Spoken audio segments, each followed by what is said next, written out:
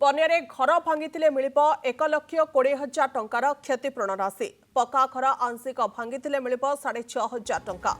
जीवन हानि होते मिल 4 लाख टंकार क्षतिपूरण। आज आरंभ हो बन्या क्षयक्षति आकलन। राजस्व और कृषि विभाग अधिकारी माने आकलन करुछंती। प्राथमिक आकलन 42 कोटी 80 लाख बोली अनुमान करा जाउछि। जिलापाल मानकु 36 कोटी 98 लाख टंका पठा जाइछि। आज 110 कोटी टंका राज्य सरकार पठाइबे। क्षयक्षति आकलन सहित क्षतिग्रस्त को क्षतिपूरण काम एका संगे चलिबो।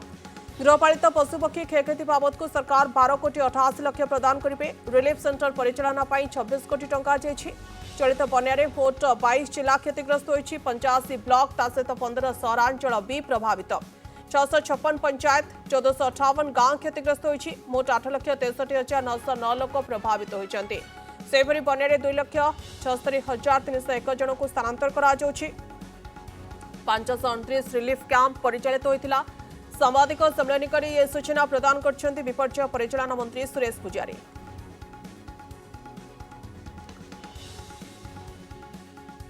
संपूर्ण घर भांगी मिल 1,20,000 टंका। पक्का घर आंशिक भांगी 6,500 टंका अनुदान दिज्व। कच्चा घर आंशिक भांगी मिल 4,000 टंका। कुड़िया भांगी 8,000 टंका क्षतिपूरण देवे सरकार। जीवन हानि 4 लाख टंका क्षतिपूरण राशि घोषणा करा जाउछि। गुहाल 3,000 टंका क्षतिपूरण। सहित क्रॉप लॉस खालुआ जमी हेक्टर पिछा 8,500 टंका घोषणा करा जाइछि।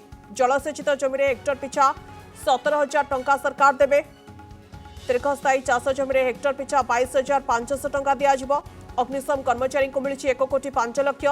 गाई 37,500, बलद मईंसी 32,000, बाछुरी 20,000, छेली मेंढा 4,000 क्षतिपूरण। देखो जिला दृष्टि ओडिशार 22टा जिला क्यों जिले में अल्प क्यों जिले में व्यापक क्षति होती। 22टा जिलार 85 गोटी ब्लॉक क्षतिग्रस्त होती। 15 गोटी सहरांचल क्षतिग्रस्त होती।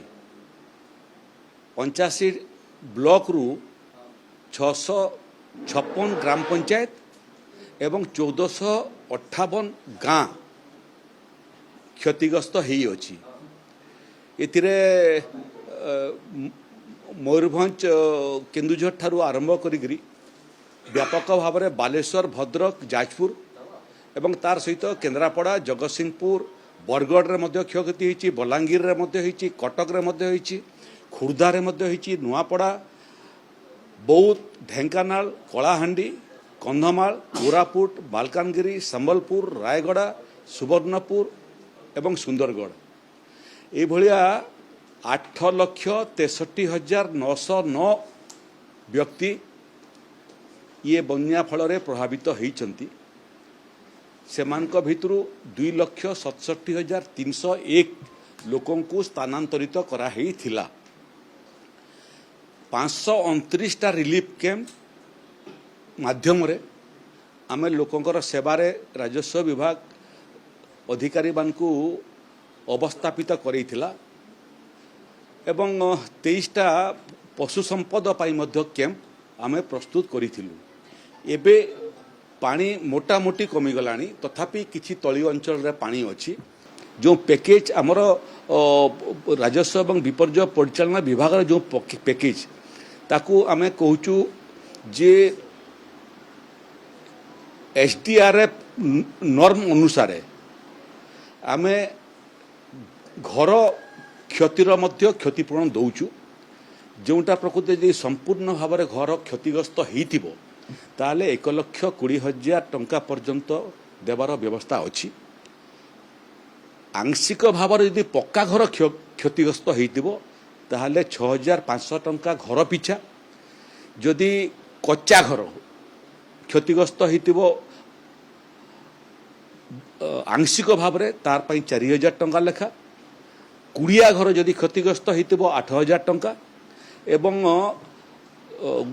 गुहाल क्षतिग्रस्त होइतिले मध्य 3,000 टंका लेखा आम क्षतिपूरण देवार व्यवस्था अछि।